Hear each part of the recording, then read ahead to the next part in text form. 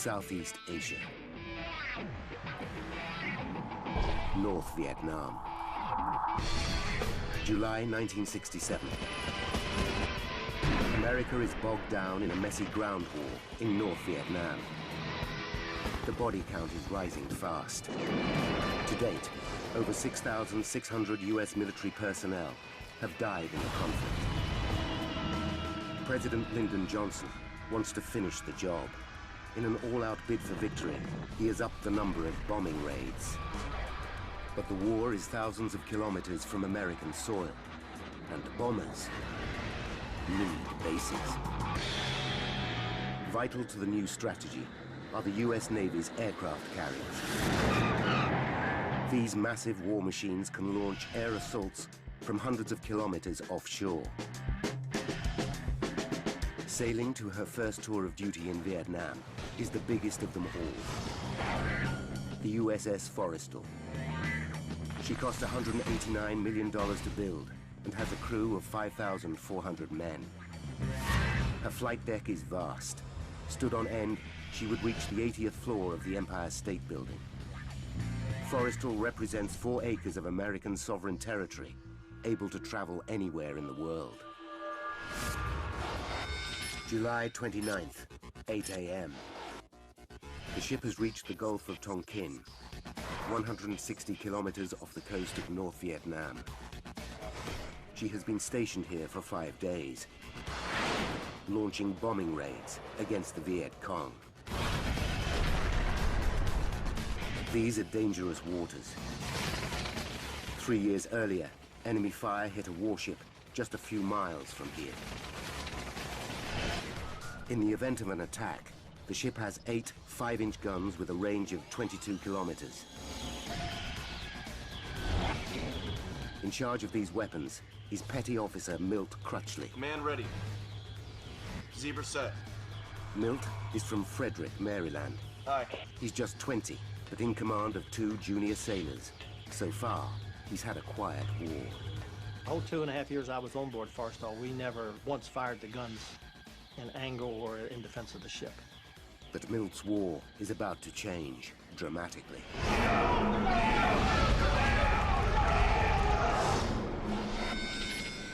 9 a.m. A bombing mission is scheduled for mid-morning. The pilots slated for the mission head to their briefings. One of them is Junior Lieutenant Dave Dollarhide. Back home in Florida, 25-year-old Dave is a single man with a hectic social life. But the discipline of the Navy made him shape up. I joined the Navy to become an aviator and grew up actually in the Navy, matured in the Navy. Flying alongside Dave on the mission will be his good buddy, Fred White. 32-year-old Fred is a family man. He and his wife Marianne have 3 young children back home in Florida. But for Fred, flying a fighter jet is his lifetime's ambition. Well, I'd like to think I was his first love. But he loved flying so much too. Of course, it was a dream come true for him. The squadron commander briefs Dave, Fred, and the other pilots on their mission. Morning briefing. The target is a railway line on the outskirts of Hanoi, just south of the Chinese border. Their mission is to destroy the line and cut off a critical supply route to the enemy. They'll each be carrying 2 1,000. Their commander explains that today they'll be carrying different bombs. A day earlier, Forrestal received a delivery of 7 tons of missiles from the ship USS Diamond Head. The explosives are old and in poor condition, some of it dating back to World War II.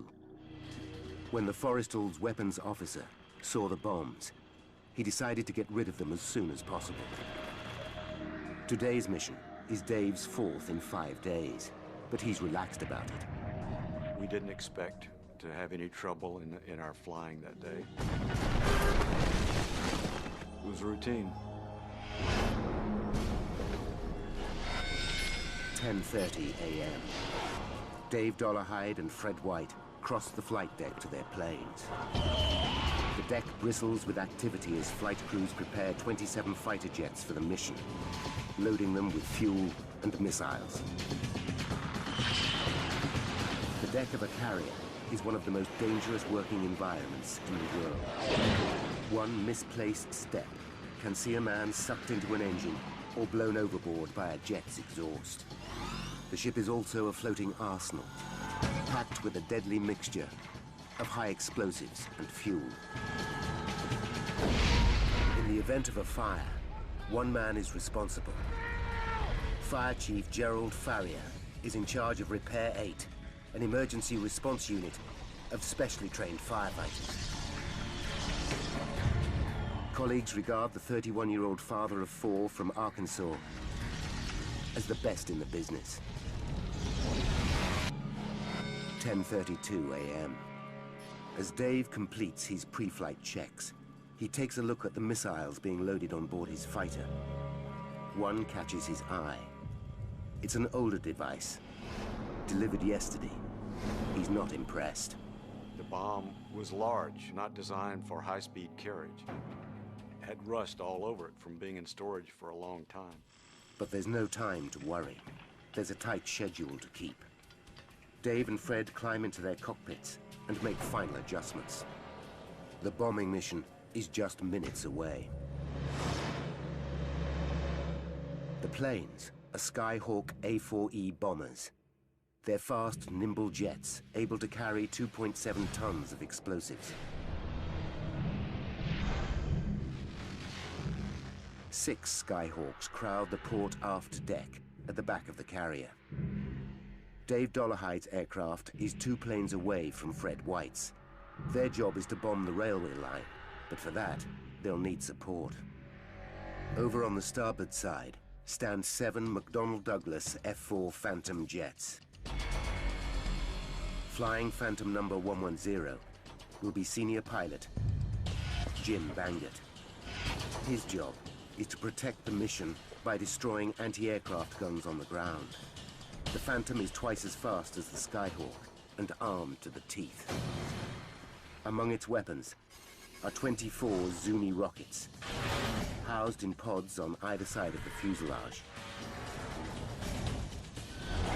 With a top speed of 2,600 kilometers per hour and a range of 8 kilometers, each 2-meter Zuni packs a devastating punch. Remain, 4 main central. 10:46 a.m. The ship swings into the wind to give its planes maximum lift for takeoff. Forrestal's steam-driven catapults hurl the first 2 planes into the air. They accelerate from 0 to 240 kilometers per hour in 3 seconds. A cameraman records the action. The Navy uses the footage to aid training and improve safety. 10:51 a.m. The planes are powered up by mobile generators, while deck crew arm the missiles and the pilots make their final checks. 10:51 and 21 seconds. Dave Dollarhide and Fred White prepare to take their turns on the catapult. Suddenly, there's a flash and a loud bang. Jet fuel spills onto the flight deck and spreads rapidly.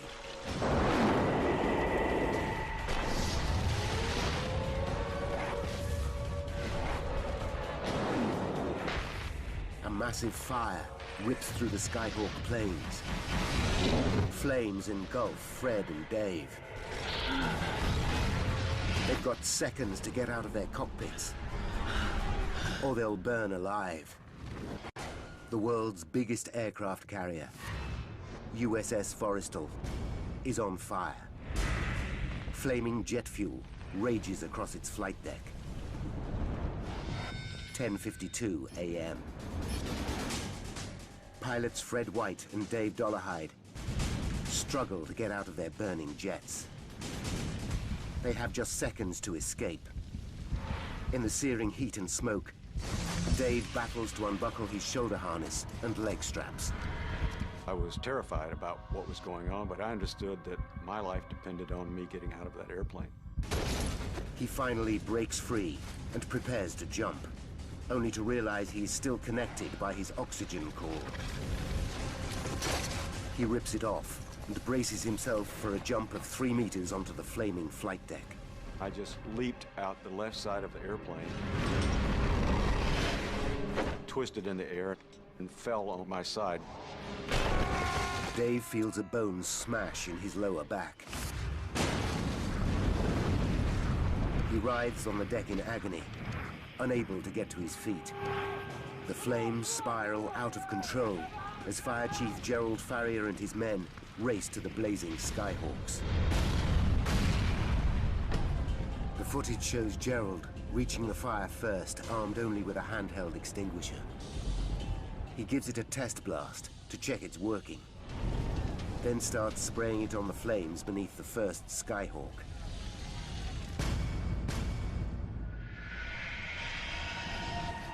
Dave Dollarhide lies helpless on the deck. The blaze creeps towards him, but he can't move. Injured men scream in agony all around him. Everyone was terrified. The sights were horrible. The fire and the shrapnel. Everyone was fearful that they would be next. Dave looks back at the row of burning Skyhawks. Some of his fellow pilots are still trapped. I could see people running from the fire, people still in their cockpits. Defenseless against the fire that was around. 10:52 and 55 seconds. 94 seconds after the start of the fire, Gerald Farrier and his men are still battling the flames. A massive explosion rocks Forrestal. The shockwave is so intense, it causes a brief glitch on the ship's camera. The blast instantly kills Gerald and most of his firefighting team. Then, 9 seconds later, another huge explosion. This second blast is even more powerful and rattles the supercarrier to its core. The impact punches a 3-meter-wide hole in the armor-plated deck. Burning jet fuel pours through the breach into the heart of the ship. Below deck, men burn alive. In the mayhem, crew members battle to get the situation under control.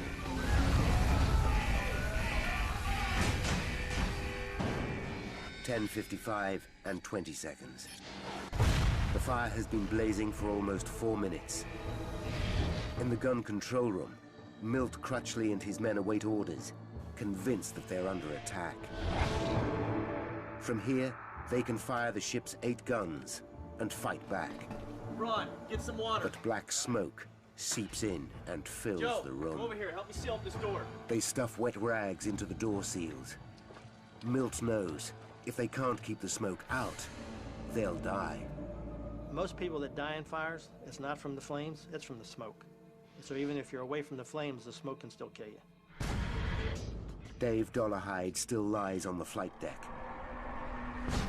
But time is running out. He's got to get away before he's burned alive by the flames, or blown to pieces by another explosion. Adrenaline surges through his body, and despite suffering a broken hip and elbow, he forces himself to his feet. He can hear bombs sizzling behind him, but can he get clear in time? The fire was everywhere, and the thought going through your mind is to just escape. Dave makes it a few meters from the wreckage, when a third explosion blows him off his feet.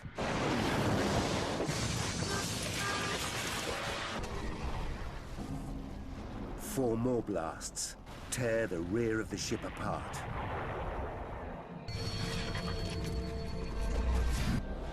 (10:57 a.m.) It's less than 6 minutes since the fire started, but the ship itself is now in serious danger of sinking. Condition zebra throughout the ship. Alarms sound, and watertight doors close all over the carrier. This is condition zebra, sealing off the damaged compartments to limit the spread of fire. But closing the hatches cuts off many escape routes. Milt Crutchley's men fear they are trapped. I'm the senior guy. They're looking to me, you know, are you going to get us out of this alive, or is this it? There is one exit. A hatch in the gun control room leads to a platform on the outside of the ship. Milt calls the bridge to check if the platform is safe. Man ready. Zebra set. He's told it's ablaze. He must find a different escape route. 10:58 and 20 seconds. Crew members spot Dave Dollarhide's motionless body on deck. They haul him to his feet. To their astonishment, he's still conscious. He's dragged to safety. Just in time. They make it to the sickbay, but Dave fears the danger isn't over.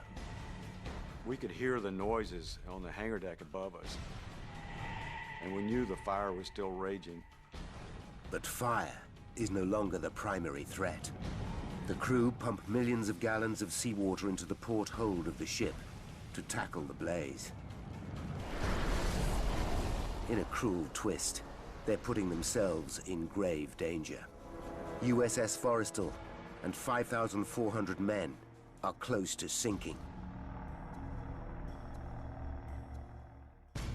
The aircraft carrier USS Forrestal is in a critical situation. She lists badly, and sailors struggle to fight fire above and below decks. Leading Petty Officer Milt Crutchley is trapped in the gun control room with his two-man team, as thick black smoke fills the room. They lie on the floor, gasping for the last scraps of air. They say there are no atheists in foxholes. There's no atheists on burning ships either. I was saying a prayer to God, you know, to get me out of this. Milt faces a life or death dilemma. If they stay here, the smoke will kill them. If they exit via the hatch onto the gun platform, they risk being burned alive. In a desperate bid to find a way out, Milt leads his men down a smoke-filled corridor. Every door is a dead end. Milt and his men are choking. He's got just minutes to save them, and himself. Knee knocker, guys. Back on the blazing deck, the shell-shocked crew now face another emergency. Forrestal's 73,000 tons is on the verge of toppling over portside. If she falls, 5,400 crew will go down with her. Frenzied crewmen rush to the fuel tanks to pump oil from one side of the ship to the other. They must get weight to starboard, or the ship will be lost. Across the deck, thousands of pounds of explosives sizzle in the extreme heat.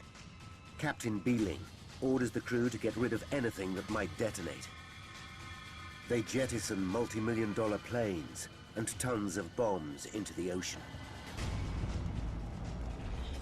Below deck, Milt still can't find a way out, and he and his men are suffocating.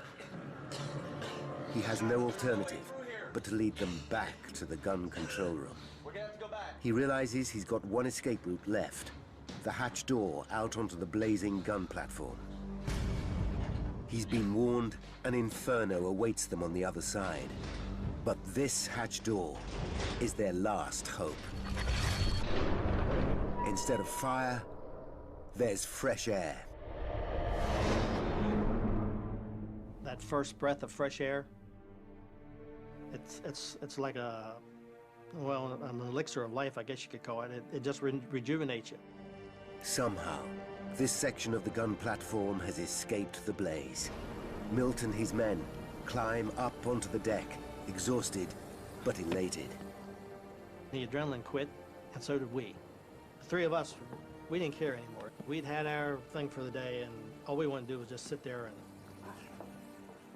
rest, breathe in the air, and just glad to be alive. 11:40 a.m., 48 minutes after the first explosion. Finally, The crew put out the fires on the flight deck. They pump enough oil across the ship to correct her listing. But it takes another 16 hours to extinguish the fires below deck. By 4 a.m. the following day, Forrestal's commander, Captain Beeling, makes an announcement to his crew. I want to let you know that Forrestal is again making 25 knots. At the end of 17 hellish hours, 134 men are dead. The carrier begins a week-long journey to an American base in the Philippines for emergency repairs. The ship's tour of duty in Vietnam is over after just 5 days, and the Navy needs to find out exactly what caused the disaster. What started the blaze? How did it get so out of control? What caused the multiple explosions? And why did so many men die? Now, by going deep into the investigation, we can reveal the facts behind one of the most infamous episodes in US naval history, and inspect restricted files that hold the key to the incident. The day after the near sinking of the ship, the US Navy orders an in-depth investigation. The findings lead to a complete overhaul in safety procedures. This man has a professional interest in Forrestal. Commander Bob Stanley is a leading US Navy investigator. He is well placed to judge the historical impact of this disaster. Forrestal Fire was a watershed event, if you will, in the terms of the amount of damage done for an accident in naval aviation history. The US Navy's investigation of the Forrestal disaster is also considered a watershed. For investigators like Stanley, it's the benchmark for their profession. Stanley uses his credentials to gain access to the USS Forrestal's official investigation document. Under federal law, filming the contents of the report is forbidden. But Stanley has agreed to reopen the file so that we can learn how the original Navy investigators cracked the case. The man who carried out the Forrestal investigation was Rear Admiral Forsyth Massey. Massey is now dead. But back in 1967, the respected officer put his reputation on the line by vowing to get to the bottom of the Forrestal disaster. His most important piece of evidence is footage shot by the onboard camera. Massey orders copies of the footage. He hopes this will reveal all. The Pilot Landing Aid Television System, or PLAT, is no ordinary camera. A radar link displays the aircraft's speed on a dial at the top of the picture. Footage from the PLAT camera should enable Massey to analyze the Forrestal disaster frame by frame. Just before the fire started, the cameraman recorded 2 planes taking off. Then, as he stands by to film the next takeoff, something catches the operator's attention. Quickly, he pans left and captures the fire as it takes hold on the rear deck. Although black and white and grainy, and suffering from electronic interference from the ship's powerful radar, the film is forensic in its detail. Massey analyzes it, shot by shot. With an investigator's eye for detail, Massey discovers a clue hidden in the footage, a clue that will be the key to understanding how 134 crew members of USS Forrestal lost their lives. In 1967, Rear Admiral Forsyth Massey investigated a huge fire on the aircraft carrier USS Forrestal. Today's top US Navy investigator, Bob Stanley, has gained access to Massey's official restricted report. I was impressed reading Admiral Massey's report that they follow the same techniques and methodology that we use today. It was a very thorough report. Stanley wants to learn how Massey solved the mystery. Massey's report reveals that an onboard camera recorded the horrifying scenes on the ship. The footage is a huge bonus. But there's one big drawback. The cameraman faces the wrong way when the fire starts. By the time he pans left, the fire is already ablaze. Agonizingly, the first crucial 5 seconds of the event are missing. Massey knows those 5 seconds could reveal what caused the fire. It is now that his obsessive attention to detail pays off. When analyzing those first 5 seconds, before the camera swings round to film the fire, Massey spots a flash by the plane on the foredeck. He plays it back over and over. There, a clearly discernible flash beneath the plane about to take off. This fighter jet is on the runway, towards the front of the carrier. But the actions of the men in the foreground don't match up with what appears to be happening right in front of them. One of them turns and points, not towards the flash, but instead in the opposite direction, to the rear of the ship. Massey is confused. The men don't react to the flash directly in front of them. Why not? He goes back to his interviews with the deck crew. They confirm that they did see a flash, but they saw it near the phantoms on the starboard rear of the ship, the opposite end of the deck to the flash Massey has spotted. This isn't making sense. Then something catches his eye. He suddenly realizes he's been looking in the wrong place. The answer isn't in the footage, it's in the Platt camera that filmed it. He discovers that the Platt camera is surrounded by clear plexiglass, here on the part of the ship known as the island. The plexiglass is in front of the camera lens to protect it from dirt and debris. Massey develops a new theory, that this flash is actually a reflection. He believes that because the camera was filming through curved plexiglass, it captured a reflection of a flash that took place somewhere else on the ship. If his theory is correct, this flash is a reflection of the start of the entire incident. Could this clue unlock the whole mystery?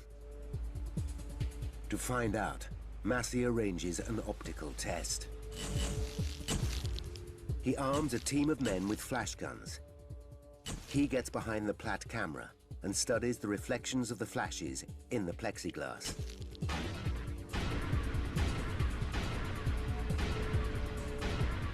At last, one flash perfectly replicates the original flash caught in the plexiglass seconds before the fire started. This helps him locate the exact spot where the flash happened. Now, by analyzing detailed deck plans based on the Platt camera footage, and by applying basic geometry, Massey comes up with his theory as to what triggered the disaster. He reasons that the flash must have come from the Phantom at the very end of rear starboard deck. That plane is Phantom 110. It's Jim Bangert's fighter. Somehow, according to Massey's theory, Phantom 110 launched a rocket which struck Skyhawk plane 405 directly opposite. But this raises more questions than it answers. How could a rocket, a 2-meter Zuni, fire across the deck and cause such devastation? Each Phantom has a built-in safety mechanism to stop just that.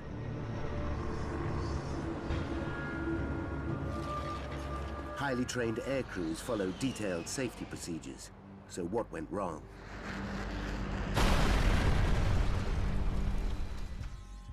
Was it human error, an electrical failure, or even a breakdown in the Forrestal's safety procedures?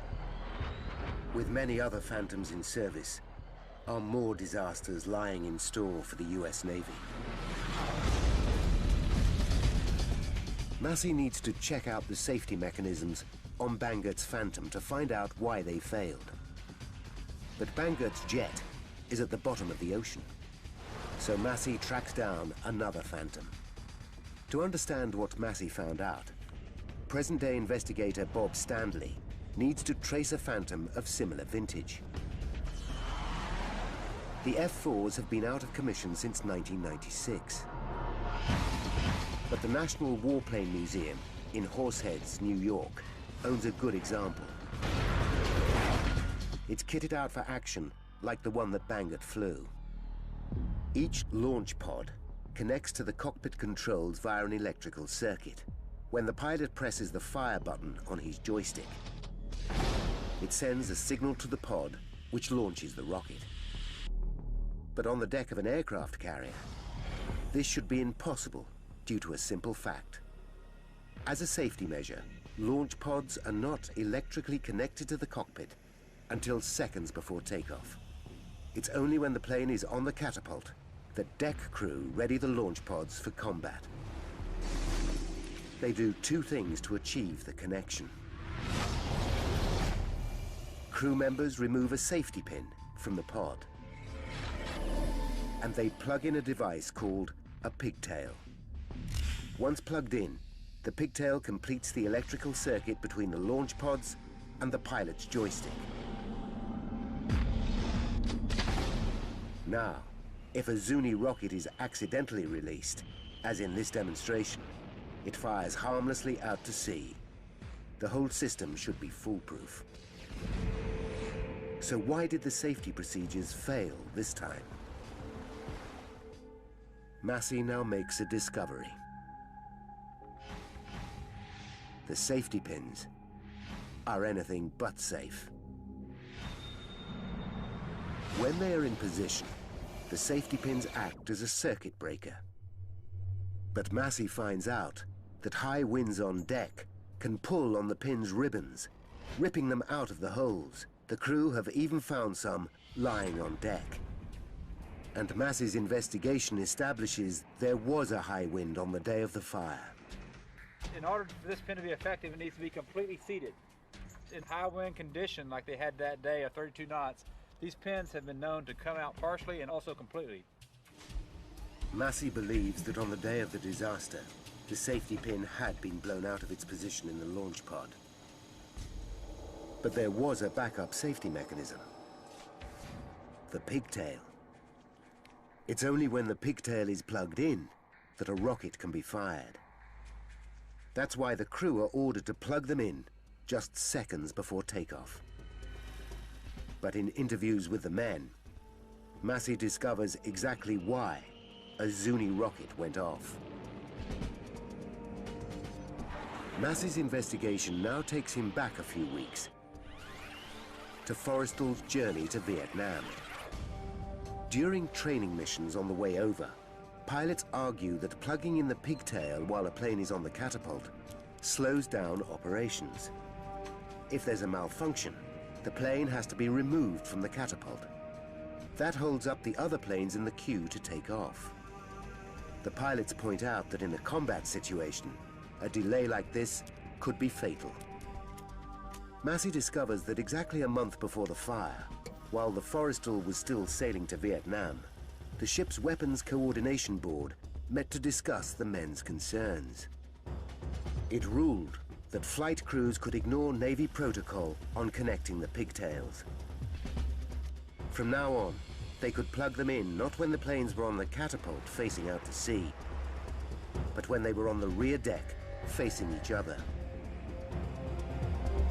The ruling was never made official, but the crew began to act on the board's decision straight away.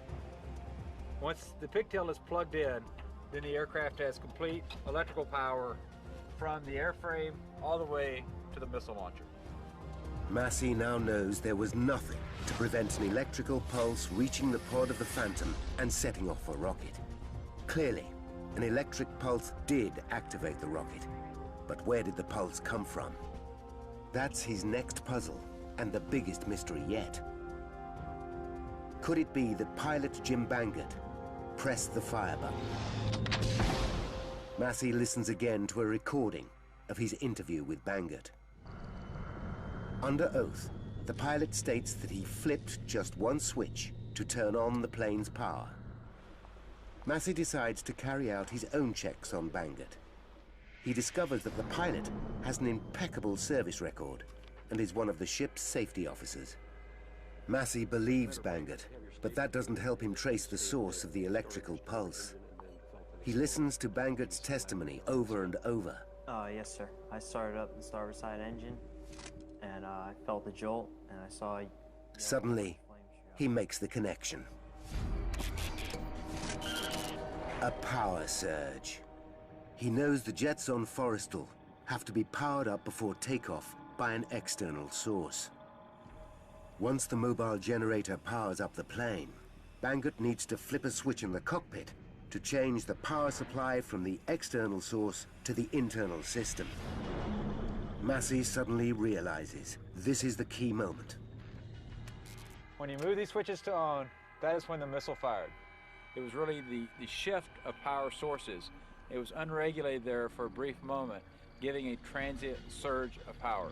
At the precise second Bangert flips the switch, a shower of stray electrical currents surge through the plane. One rogue current finds its way into the circuit that connects the joystick to one of the launch pods. With the safety pin out and the pigtail plugged in, the current reaches the pod and fires the deadly rocket. 56 kilograms of high explosive whip across the deck and launch disaster.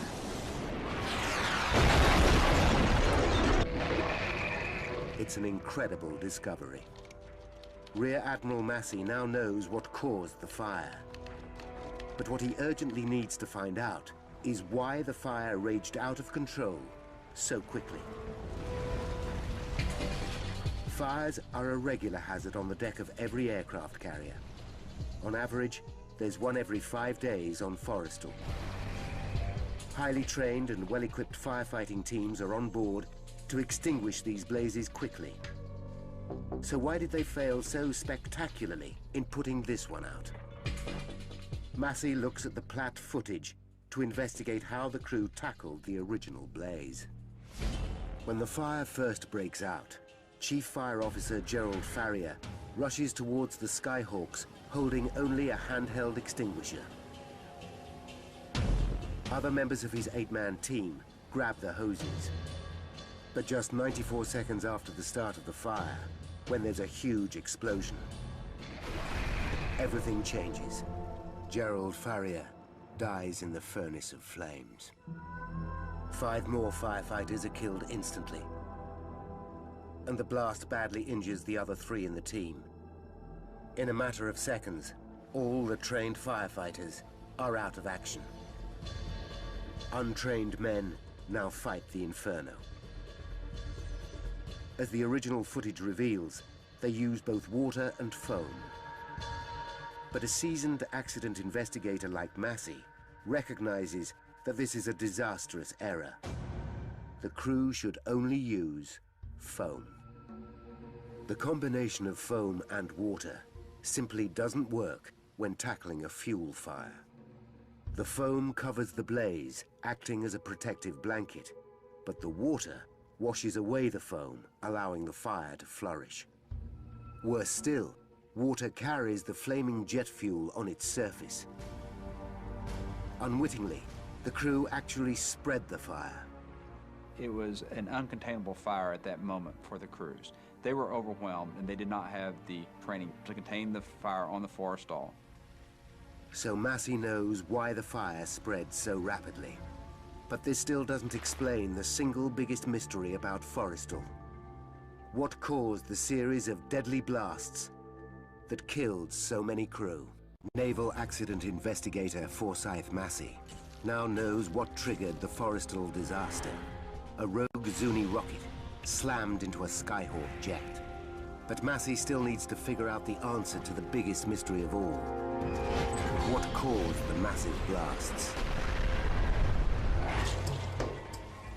Reviewing the footage of the disaster, Massey is intrigued by the actions of Chief Fire Officer Gerald Farrier. On the film, he runs over wearing no protective clothing and armed with just a fire extinguisher.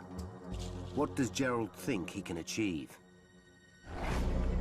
Gerald would have known that every bomb has what's called a cook-off time, the time it takes for a bomb to explode when exposed to extreme heat. The bombs usually on board a Skyhawk have a cook-off time of 2.5 minutes before they detonate, giving a man with an extinguisher time to start cooling them down. But now, for the first time, Gerald Farrier must have realized he was dealing with something entirely different. The bombs burning on deck were the aging, rusty devices delivered to Forrestal just the day before. He had no idea when these bombs would go off.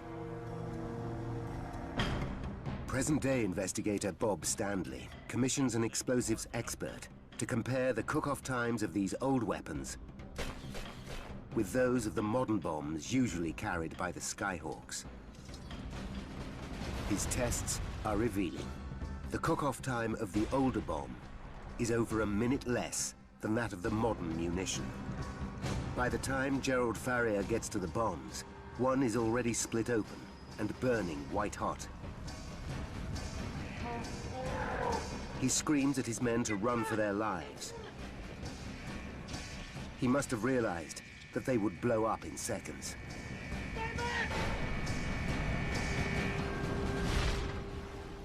He was not concerned about his own personal safety, and so he sacrificed his life in an attempt to save the ship.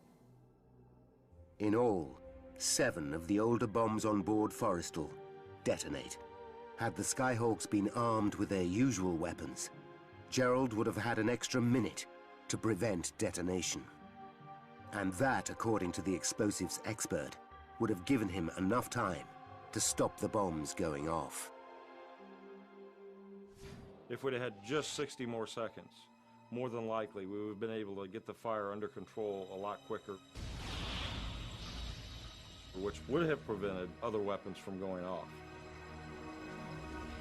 In his final report, Massey confirms the decision to arm Forrestal with old, decaying bombs is the cause of many of the 134 deaths.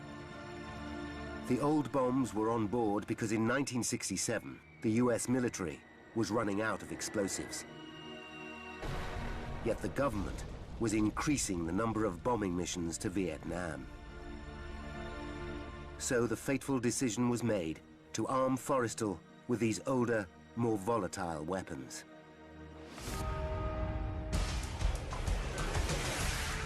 Now, by rewinding the events of that day, and by following the evidence uncovered during the extensive investigation, we can finally reveal the chain of events that destroyed USS Forrestal and killed 134 men.